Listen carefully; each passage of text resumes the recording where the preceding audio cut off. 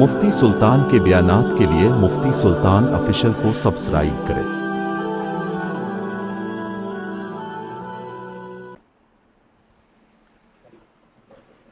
السلام علیکم ورحمۃ اللہ وبرکاتہ۔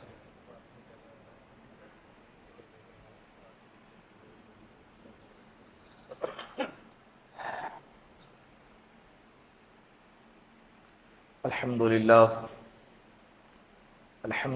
نحمده ونستعینه ونستغفره ونؤمن به ونتوکل علیہ ونعوذ باللہ من شرور انفسنا ومن سیئات اعمالنا من يهده الله فلا مضل له ومن يضلله فلا هادي له ونشهد أن لا إله إلا الله وحده لا شريك له ونشهد أن سيدنا وسندنا وحبيبنا ومولانا محمدا عبده ورسوله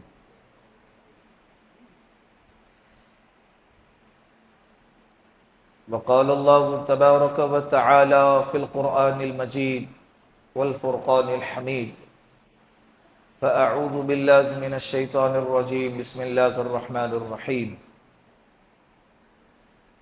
يا أيها الذين آمنوا اتقوا الله وقولوا قولا سديدا وقال النبي صلى الله عليه وسلم أيما امرأة سألت زوجها الطلاق بغير بأس فحرام عليها رائحة الجنة أو كما قال عليه الصلاة والسلام صدق الله المولانا العظيم وصدق رسوله النبي الكريم ونحن على ذلك من الشاهدين والشاكرين والحمد لله رب العالمين۔ پیار محبت کے ساتھ ایک دفعہ درود پاک پڑھ لے۔ اللهم صل على محمد في أول كلامنا، اللهم صل على محمد في أوسط كلامنا، اللهم صل على محمد في آخر كلامنا۔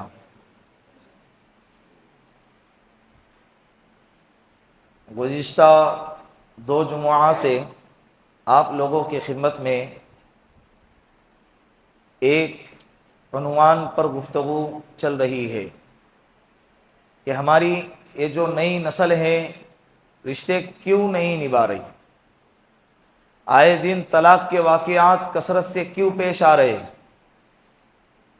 جب تک کسی بھی بیماری کی وجہ پکڑ میں نہیں آئیں گی اس وقت تک اس کا علاج کرنا آسان نہیں ہوگا۔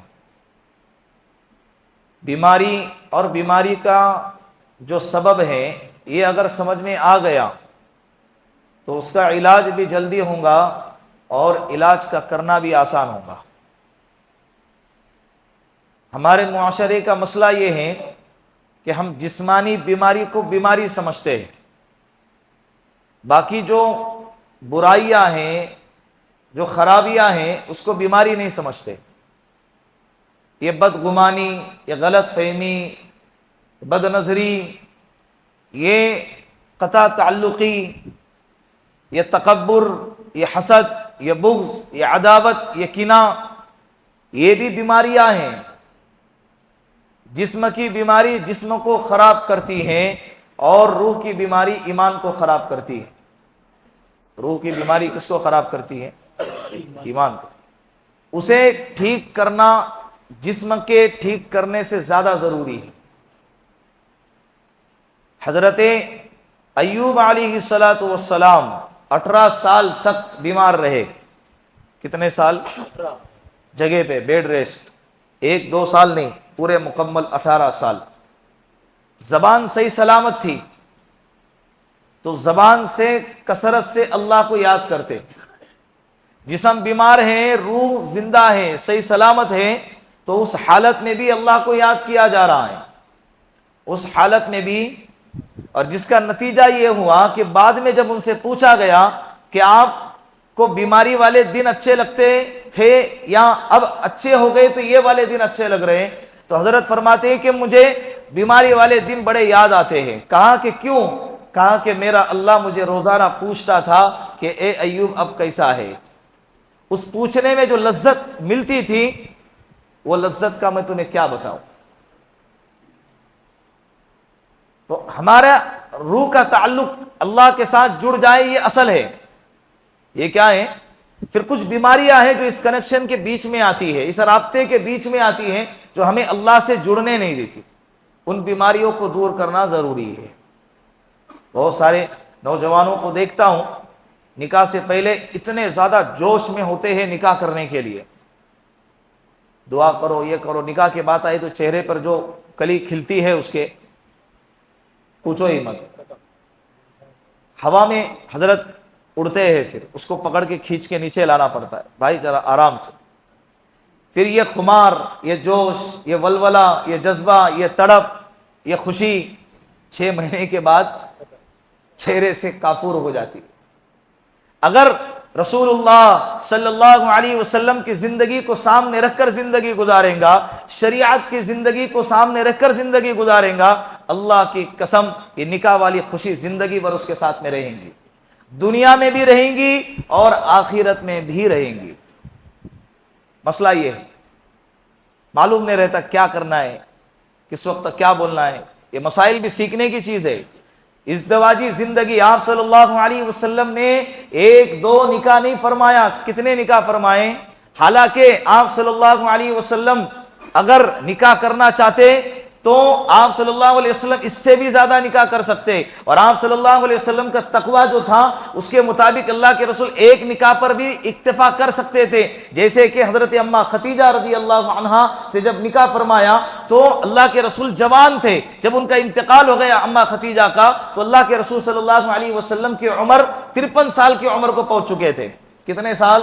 زندگی کا ایک عرصہ گزر گیا، ایک لمبا عرصہ گزر گیا. اس کے بعد اللہ کے رسول صلی اللہ علیہ وسلم نے 10 نکاح فرمائے.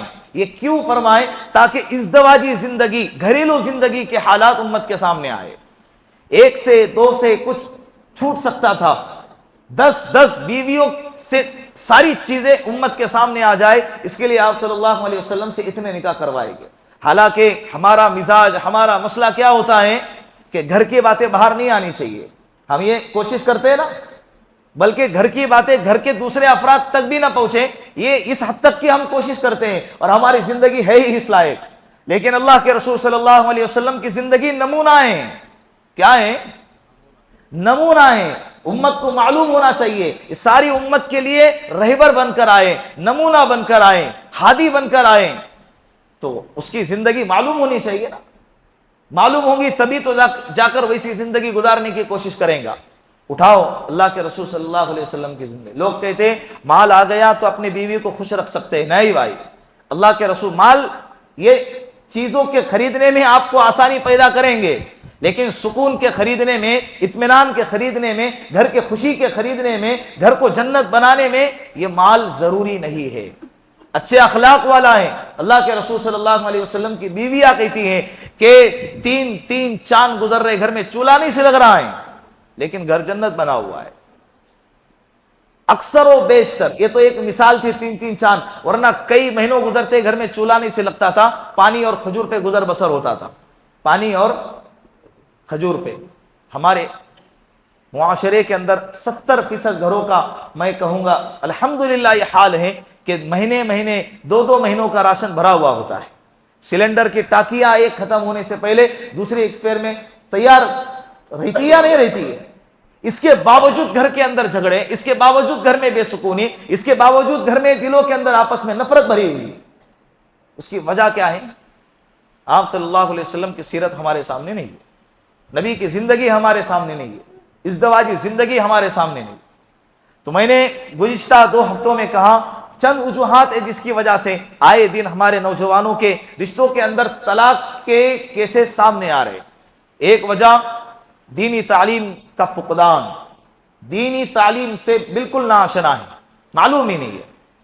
ابھی ایک کلپ دیکھ رہا تھا، آج مسلمانوں کی شادی ہے، دلہا اسٹیج پہ کھڑا ہوا ہے اور دلہن کی وہاں سے ہال سے انٹری ہو رہی ہے اور گانے بج رہے ہیں. اس گانے پہ وہ تھرکتے اسٹیج تک آ رہی ہے. مسلمانوں کی شادی ہے بھائی، تم نے اسلام کلمہ پڑھا ہے اللہ اس کے رسول کا. باطل سے اتنے متاثر ہو گئے، انگریزی کلچر سے اتنے متاثر ہو گئے اور مغربی تہذیب سے اتنے متاثر ہو گئے کہ نکاح جیسی عبادت کے موقع پر بھی تم کیا کر رہے ہیں؟ गुनाह का काम कर, नाच रहे, गा रहे, डीजे बजा रहे, फिर ये उम्मीद लगा रहे कि अल्लाह इस निकाह वाली जिंदगी में बरकत अता फरमाए। शुरू से लेकर आखिर तक गुनाह के काम किया, अल्लाह को नाराज करने वाले काम किए, शुरू से लेकर आखिर तक शरीयत के खिलाफ काम किए, और ये उम्मीद क्या लगाई जा रही है कि निकाह के बाद वाली जिंदगी में क्या हो, बरकतें आ जाए, सुकून आ जाए, इत्मीनान आ जाए। कहां से आएंगे बताएं? खुतबा निकाह के अलावा सारी की सारी चीजें हमने क्या की है, शरीयत के खिलाफ की है। भाई जिंदगी में एक ही मर्तबा मौका आता है, भाई उसी मौके को अल्लाह की रजा के मुताबिक गुजारो। वही मौके को किसके मुताबिक गुजारो? अल्लाह के रजामंदी के मुताबिक गुजारो। फिर 4-6 महीने ने गुजरते तलाक की नौबत आती है, तो जो मोहब्बत थी ना, जो थिरकना था, अब वो नफरत में बदलती है। हद से ज्यादा एक दूसरे की जान कहलाने वाले एक दूसरे के जान के दुश्मन बन जाते हैं। अल्लाह मोहब्बत छीन लेता है, अल्लाह बरकतें उठा लेता है, अल्लाह बरकतें। आपने इबादत का मजाक बना लिया, आपने निकाह जैसा पाकीज़ा जो अमल था उसको आपने गंदा कर दिया अपने कल्चर की वजह से, मगरिबी तहजीब से मुतासिर होने की वजह से। तो दीनी तालीम से वाकिफियत बहुत जरूरी है। दूसरे नंबर पर सोशल मीडिया और डिजिटल दुनिया का असर, कि जिसकी वजह से दूसरों की जिंदगी देखी जा रही है और अपनी जिंदगी से क्या हो रहा है, नाशुक्री की कैफियत पैदा हो रही है। फुला ये फुला वो, इस पर बात हो चुकी है अपनी। तीसरी चीज सब्र और तहम्मुल की कमी है, बर्दाश्त नहीं है आज के जमाने में। थोड़ी थोड़ी बात पर शिकवा शिकायत, और शोहर की शिकायत अपने माँ के सामने, अपने बाप के सामने, अपने घर वालों के सामने, अपने दोस्तों के सामने, या उसके दूसरे रिश्तेदारों के सामने अपने शोहरों को जलील करना, उसकी कमियों को बाहर निकाल देना। साहिबुल बैत अदरा माफी, घर के हालात को घर वाला सबसे ज्यादा जानता है, इसीलिए वो अपने हालात को खोल के रख देता है। और कुरान कहता है कि एक दूसरे के तुम लिबास हो। तुम्हारा काम था कि तुम अपने बीवी की इज्जत को बचाते, और बीवी का काम था कि तुम अपने शोहर की इज्जत को क्या करते, बचाते। तुमने अपने शोहर को मुआशरे में जलील किया और तुमने अपने बीवी को मुआशरे में जलील किया, तो तुम दोनों को अल्लाह ने मुआशरे में जलील करके रख दिया। सब्र तहम्मुल क्या है, हालात है भाई। गुज़िश्ता जुमा को एक वाकया सुनाया था, आपको याद होगा, एक बेवा का वाकया, दाऊद ताई रहमतुल्लाह अलैह का। अल्लाह हालात सब पे लाते हैं, अल्लाह आजमाते हैं। अल्लाह क्या करते हैं, आजमाते हैं। और ये दुनिया आजमाइश की जगह है, यहां मनचाही जिंदगी कभी भी नहीं मिलेगी। जो मिला है उस पर खुश हो जाओ। अल्लाह ने सेहत दी है, अल्लाह ने एक जवानी दी है, अल्लाह ने आफियत दी है, सर ढाकने के लिए अल्लाह ने छत दिया है, दुनिया का सबसे बड़ा मालदार समझे, अल्लाह ने ईमान दिया है, इसको बचाकर दुनिया से जाने की कोशिश करो। फिर जन्नत में मजे करेंगे। जन्नत में क्या करेंगे, ये स्क्रीन पर दिखने वाली चमक दमक को जो है ना देखकर कभी धोखा ना खाना। उनके स्क्रीन के बाहर की जिंदगी में कितने लफड़े, कितने टेंशन, कितने खराबियां हैं, कितने नुकसानात हैं, आप अंदाजा भी नहीं लगा सकते, आप अंदाजा भी नहीं लगा सकते। ये सब्र और तहम्मुल की कमी की वजह से मुआशरे में तलाक के केसेस ज्यादा पाए जाते हैं। चौथे नंबर पर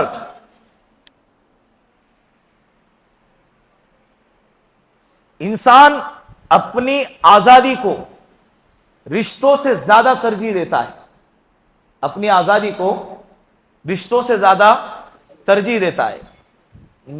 मुझ पर पाबंदी लगाई जा रही है, मुझे सोने पर पाबंदी, मुझे बाहर निकलने पर पाबंदी, और मुझे ये करने पर पाबंदी, इसके यहाँ जाने से पाबंदी, इस पर बात करने से पाबंदी। इंसान आजादी को रिश्तों से ज्यादा क्या करता है, तरजीह दे देता है। इनफिरादी इख्तियारात, इनफिरादी खुशी को रिश्तों से ज्यादा तरजीह देना, यह भी एक वजह है जिसकी वजह से तलाक तक की नौबत आती है। जगह जगह पर बीवी टोक रही है, जगह जगह पर शोहर मुझे पाबंदी लगा रहा है। भाई ये जिंदगी मियाँ बीवी की ऐसे ही एक साथ गुजारी जाती है, और बीवी को शोहर के मातहत रखा है, और शोहर को कहा है कि बीवी के ख्वाहिशों को, जरूरतों को पूरा करे, उसके हुकूक को अदा करना यह कुरान का हुक्म है। किसका हुक्म है?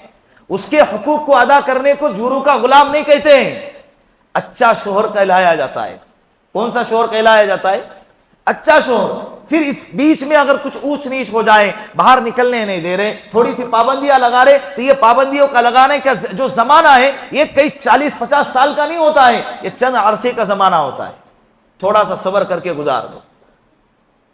पीजा अय्याम के तलखी को हंस के नासिर, शायर कहता है, पीजा ایام کے تلخی کو ہنس کے ناصر، غم کے سہنے میں بھی قدرت نے مزہ رکھا ہے۔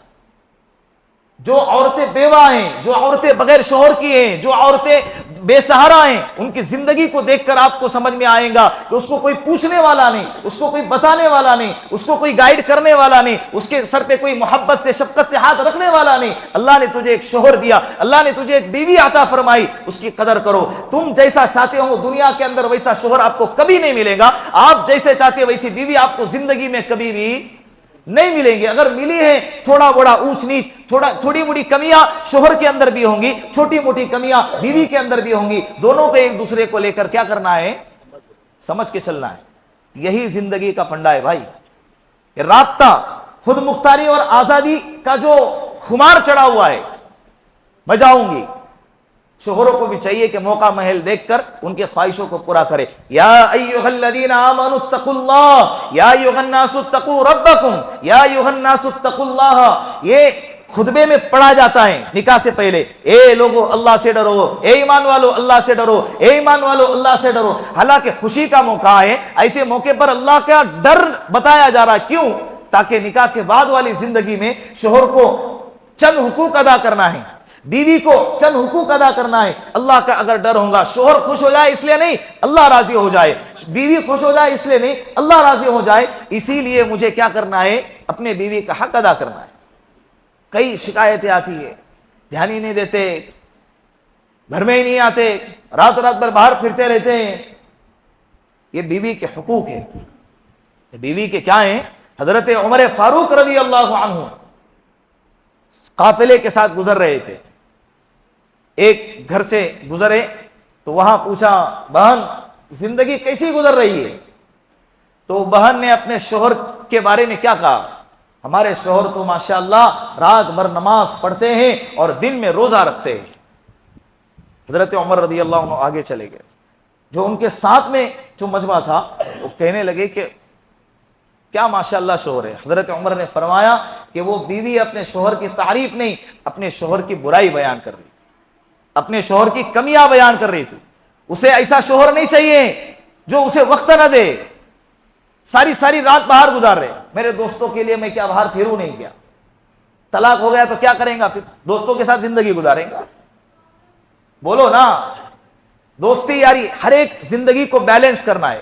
میں ڈیوٹی کروں بھی نہیں کیا، میں کاروبار کروں بھی نہیں کیا، میں بزنس کروں، یہ نوجوانوں کے میرے سامنے یہ جملے ہوتے، جب ان کو سمجھایا جاتا ہے نا، رات میں 3 بجے آ رہا تھے، وہ دھندا کروں نہیں کیا، شادی کیوں کیا تھا؟ دھندا ہی کرنا تھا، بزنس ہی کرنا تھا، دوستوں کے ساتھ ہی گھومنا تھا۔ نکاح کیوں کیا؟ ایک کی بیٹی کو نکاح کر کے اپنے گھر میں لایا کیوں؟ کہ ساری رات تیرا انتظار کریں۔ اللہ نے رات سکون کے لیے بنائی ہے اور اس کے ساتھ وقت گزارنا یہ تیری ذمہ داری ہے۔ سرکار دو عالم صلی اللہ علیہ وسلم سید الکونین ہیں، سارے کائنات کے سردار ہیں، پورے عالم کا بوجھ ان کے کندھوں پر ہے، اور 11 بیویاں ہیں، ساری امت کی ہدایت کا کام اللہ ان سے لینا ہے، لیکن روزانہ ساری بیویوں کو ٹائم دے رہے، عصر کے بعد ساری بیویوں کے پاس وقت گزار رہے، باریاں لگی ہوئی الگ، لیکن عصر کے بعد کا آپ صلی اللہ علیہ وسلم کا معمول مبارک رہا کہ روزانہ ساری بیویوں کے پاس جا کر کیا کرتے ہیں؟ وقت گزارتے تھے۔ یہ بیویوں کے پاس وقت گزارنا یہ ضروری ہے، ان کا حق ہے۔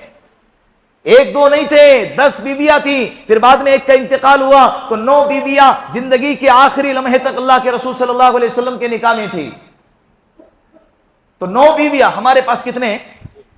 اس میں سے 99% بھی اگر کہا جائے 99، اور وہ ایک والا الگ مسئلہ، 99% اس مجمع میں اوپر نیچے کتنے والے ہیں؟ بولو، ایک والے ہیں۔ بس ان کا ہی حق ادا کرنا ہے، ان کو ہی وقت دینا ہے۔ اس میں بھی اگر کمی آ رہی ہے تو کتنی بڑی کوتاہی ہے۔ بات دونوں طرف کی، وقت ساتھ میں بیٹھ کر گزارا کرے، ان کو سمجھے۔ یہ 5ویں نمبر پہ جو چیز ہے نا رشتوں کے اندر، طلاق، رابطے کی کمی، ایک دوسرے سے بات چیت نہیں ہو رہی ہے، ایک دوسرے سے کانٹیکٹ نہیں ہو رہا ہے۔ یہ اپنے دنیا میں مگن ہے، وہ اپنے دنیا میں مگن ہے، وہ بچوں کے صفائی میں لگی ہوئی ہے، بچوں کے اسکول کی تیاری میں لگی ہوئی ہے، گھر کے کام کاج میں لگی ہوئی ہے، رشتہ داروں سے بات چیت کرنے میں لگی ہوئی ہے، اور شوہر اپنے کاروبار میں، اپنے جاب میں لگا ہوا ہے، دوستی یاری میں لگا ہوا ہے، ایک دوسرے سے کانٹیکٹ نہیں ہو رہا، جس کی وجہ سے دونوں کے اندر غلط فہمیاں پیدا ہو رہی ہے۔ کیا پیدا ہو رہی؟ حالانکہ بات کچھ نہیں ہے، غلطیاں الگ ہیں، غلط فہمیاں الگ ہیں. غلطیوں سے رشتے نہیں ٹوٹتے ہیں. رشتے کس کی وجہ سے ٹوٹتے ہیں؟ غلط فہمیوں کی وجہ سے ٹوٹتے ہیں. اور یہ غلط فہمیاں رابطے کی کمی کی وجہ سے، ایک دوسرے سے کانٹیکٹ کی کمی کی وجہ سے بات ہی نہیں ہو رہی ہے. بات کریں گے مسئلہ ختم ہو جاتا ہے. ہم سمجھ رہے سامنے والے کو کچھ اور حقیقت اس کی کچھ اور ہوتی ہے، جس کی وجہ سے غلط فہمی پیدا ہو گئی. غلط فہمی نفرت کو جنم دیتی ہے اور یہ نفرت طلاق تک کی نوبت آتی ہے. بات کرو، دل ہلکا کرو، ٹائم نکالو، تھوڑا سا ایک ٹائم اپنے زندگی کا ایک نظام بناؤ. صبح سے لے کر شام تک کا جاب اتنے گھنٹے، تجارت بزنس اتنے گھنٹے، اور باہر کے دوستی یاری کا کام کاج اتنا گھنٹہ، اور اپنے گھر والی اور بچوں کے ساتھ اتنا ٹائم مجھے نکالنا ہی نکالنا ہے. آپ کی زندگی دیکھیں کتنی خوبصورت بنتی ہے. یہ ضروری ہے.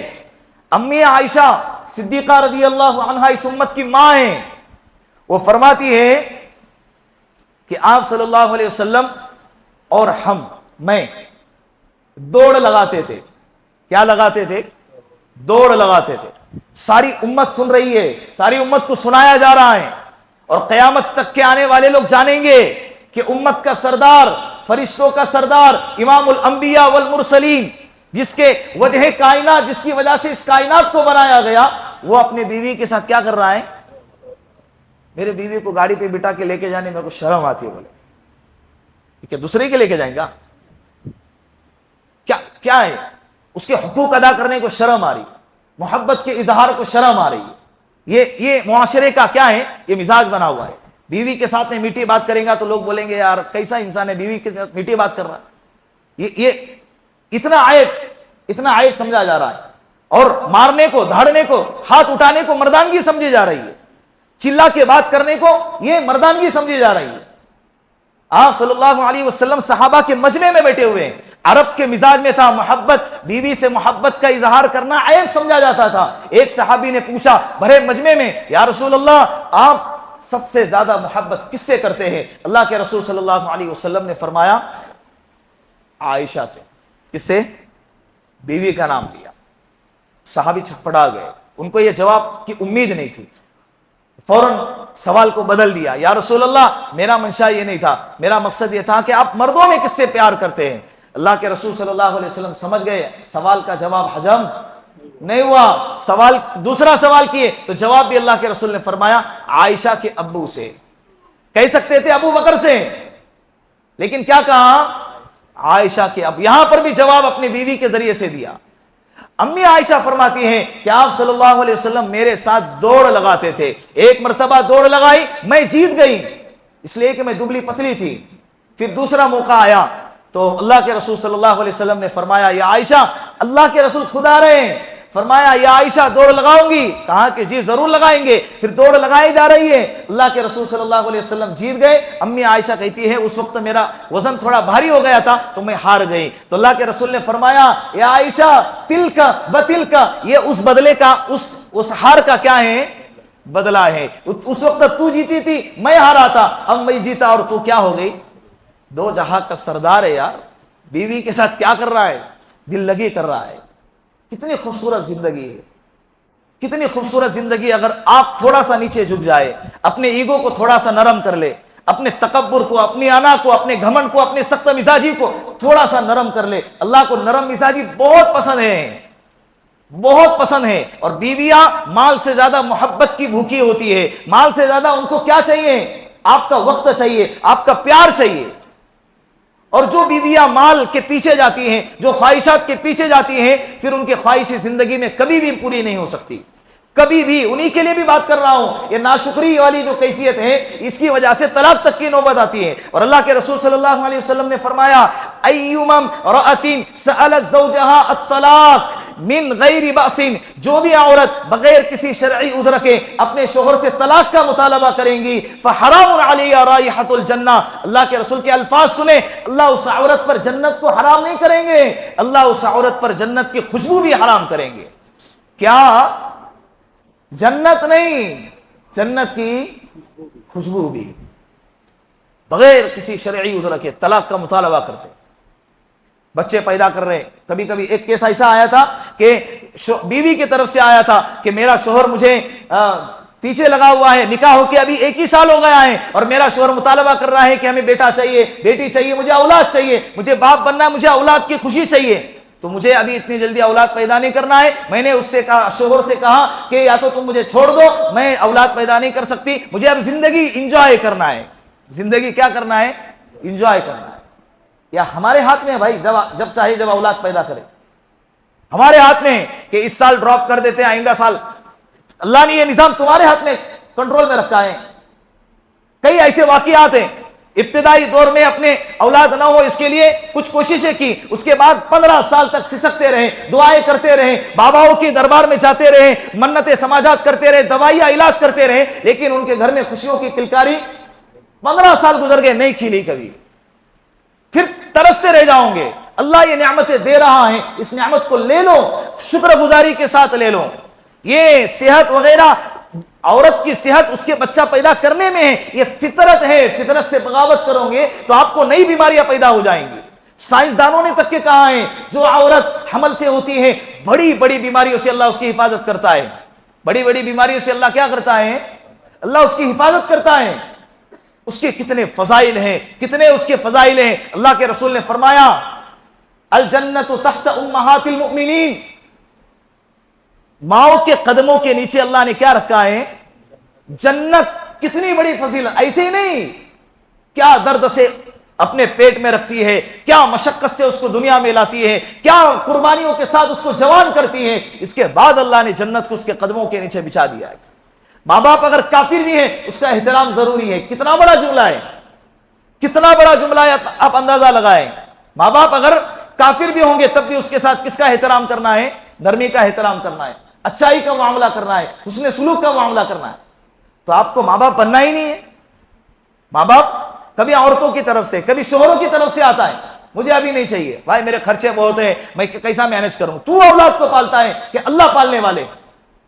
اور جتنی اولاد کی کثرت ہوگی نا, اللہ کے رسول نے فرمایا, تزوجوا الودود الولود فانی مکاثر بکم الامم. اب ایسی عورت سے نکاح کرو جو زیادہ محبت کرنے والی اور زیادہ بچے جننے والی ہوں, اس لیے کہ کل قیامت کے دن میں امت کی کثرت پر کیا کروں گا؟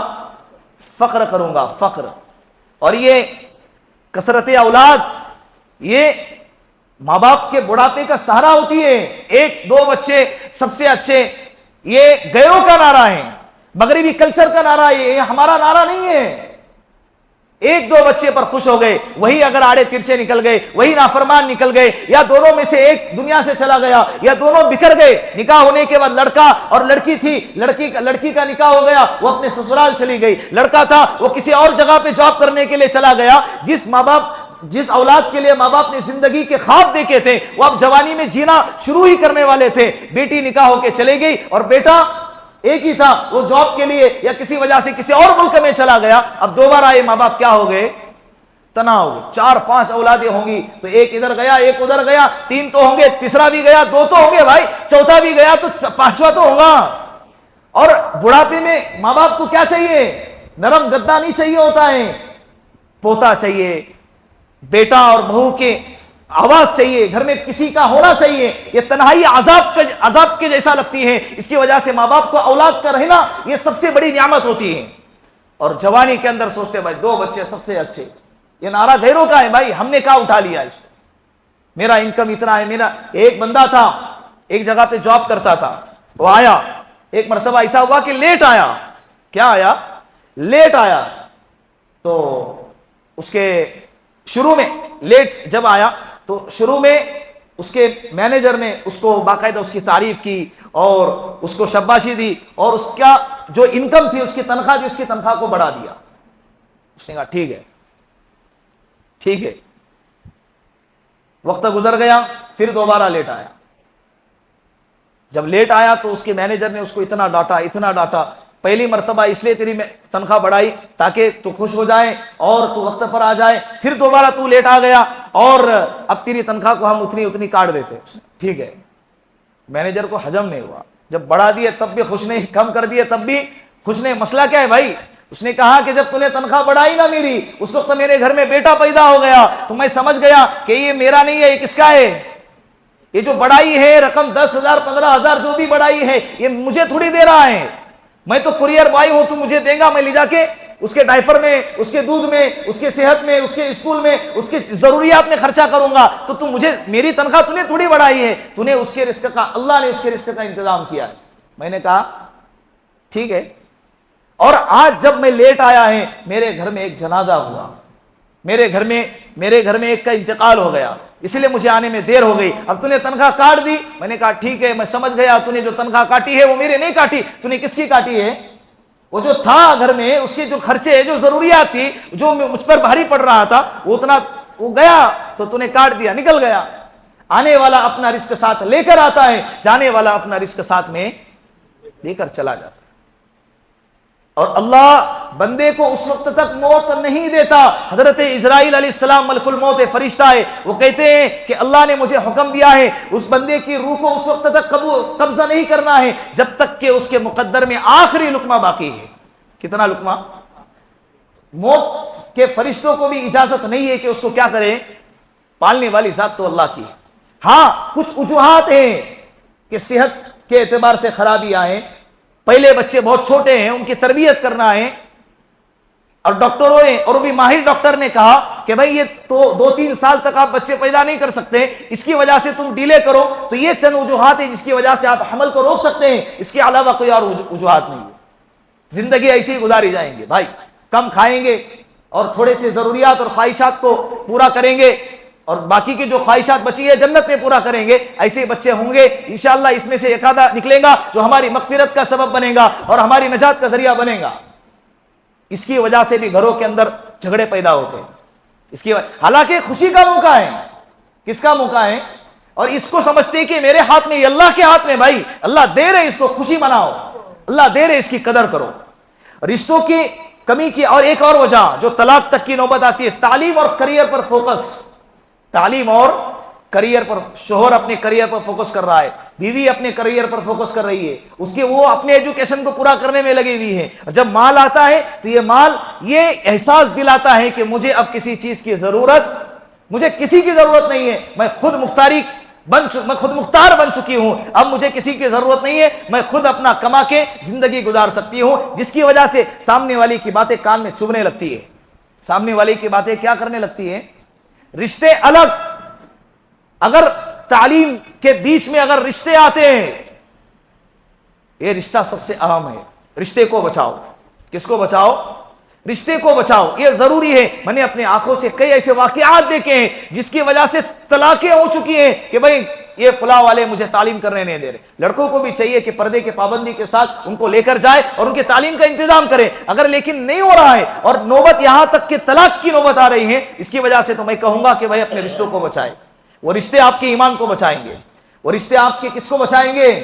ایمان کو بچائیں گے۔ ابھی اس وقت میں آپ کو جس چیز کی ضرورت ہے وہ ازدواجی رشتہ ہے، وہ شوہر کا رشتہ ہے، وہ ایک رشتہ ہے جس کی آپ کو ضرورت ہے۔ ایک بندہ ہے، اس کی بیٹی کے واقعات اس کے سامنے آئے کہ غیروں کے ساتھ اس کے تعلقات ہیں، اس کو اتنا برا لگا، اس نے فوراً کیا کیا؟ عمرہ کا ٹکٹ بنایا، پورے فیملی کے ساتھ میں عمرہ لے کر گیا اور حرم کے سامنے اپنے بیٹی سے کہا اللہ کا گھر سامنے ہے، توبہ کرنا، اللہ کا گھر سامنے ہے، سچی پکی توبہ کرنا، اللہ کے گھر کو گواہ بنا کے توبہ کرنا۔ وہ بیٹی نے گواہ بنا کے اللہ کے گھر کے سامنے توبہ کی، عمرہ مکمل ہو گیا۔ عمرہ کر کے اپنے گھر آئے، دوسرے دن وہ کیا ہو گئی؟ بھاگ گئی۔ دوسرے دن اسے عمرہ کی ضرورت نہیں تھی، اس کو کس کی ضرورت تھی؟ بولو، رشتے کی ضرورت تھی، اسے ایک لائف پارٹنر کی ضرورت تھی۔ ماں باپ کیوں نہیں سمجھتے یار؟ بیٹیاں جوان ہو رہی ہے، 21 22 25 سال کی بیٹیاں ہو رہی ہے، لیکن پڑھ رہی ہے ہماری بیٹی، کریئر بنا رہی ہے، کریئر کے چکر میں ایمان تباہ ہو رہا ہے، کریئر کے چکر میں اس کی جوانی تباہ ہو رہی ہے۔ پھر ایک عمر گزر گئی تو جب رشتے آتے ہیں اتنی بڑی لڑکی نہیں چاہیے ہمیں، عورت نہیں چاہیے ہمیں، لڑکی چاہیے۔ یہ ایسے لوگوں کے بول ہوتے ہیں۔ یہ ہو رہا ہے نہیں ہو رہا ہے؟ اللہ کرے کہ یہ ساری کمیاں ہمارے سوسائٹی سے ختم فرمائے، اور جو رشتے آئے دن ختم ہو رہے ہیں اللہ ان کو جوڑنے کی اللہ توفیق عطا فرمائے، اور زندگی کے آخری لمحے تک اللہ ساتھ میں رہنے کی توفیق عطا فرمائے۔ وآخر دعوانا ان الحمدللہ رب العالمین۔ جن حضرات نے سنتیں نہیں پڑھی ہے کھڑے ہو جائیں، صفیں مکمل کریں اور سنتیں پڑھ لیں۔